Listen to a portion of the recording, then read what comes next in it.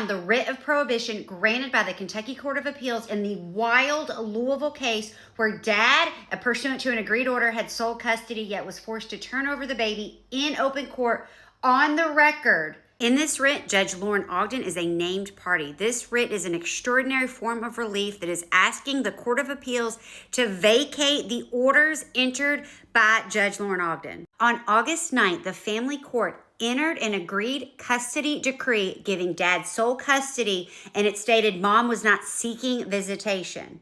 The matter initially had been set for a hearing on October 7th by a different judge who was standing in. Prior to the October 7th hearing, staff for Judge Ogden emails counsel for dad. I think Judge McDonald had concerns about the proposed custody order, but Judge Ogden later reviewed it and signed it. Counsel responded and they remanded the hearing. It was taken off of the calendar, but apparently no one told mom. Mom and paternal grandmother show up for the hearing that has been canceled, and the judge takes testimony despite the fact that dad's counsel is only telephonic and dad is not present. Testimony is taken from mom and grandma over the objection of dad's counsel. There is concern about relocation to Tennessee with a new girlfriend, allegedly. The Court of Appeals notes that counsel for dad repeatedly said he could not hear. And when he was permitted to make an argument, the judge was having a side conversation whispered to mom and grandma.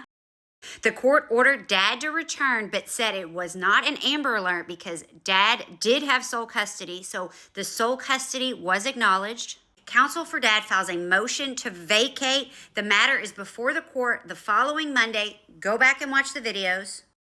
The Court of Appeals notes how the judge's narrative has now changed. She says the agreed order at this motion hour 1 week later, that the agreed order was signed erroneously in error. When counsel for dad brought up the email from the judge's staff saying Lauren Ogden reviewed it, Judge Ogden says, I'm the judge, she's not the judge. No sworn testimony is taken at this motion hour.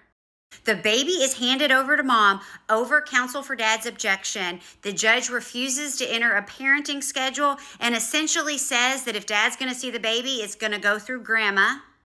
Now, prior to this writ being granted, the Court of Appeals had already ordered emergency injunctive relief, forcing the child to be returned to dad by November 6th in Jefferson County, Kentucky, which didn't happen. The Court of Appeals says it appears that baby wasn't even with mom and was actually with grandma, and that they utilized the Bullitt County Court to try to stop the exchange of the child. All right, follow for part 2. We'll finally get to the analysis.